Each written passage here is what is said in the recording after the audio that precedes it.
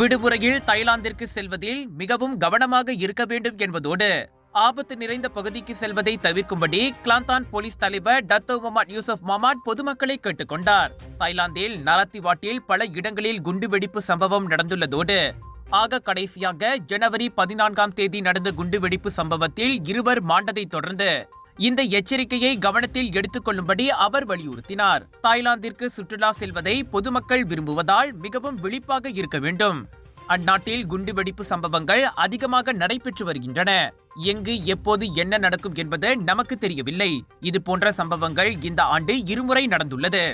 முடிந்தவரை மக்கள் விழிப்பாக இருக்க வேண்டும் என்பதோடு ஆபத்து நிறைந்த இடத்திற்கு வருகை புரிவதை தவிர்க்கும்படி முகமது யூசுப் கேட்டுக்கொண்டார்.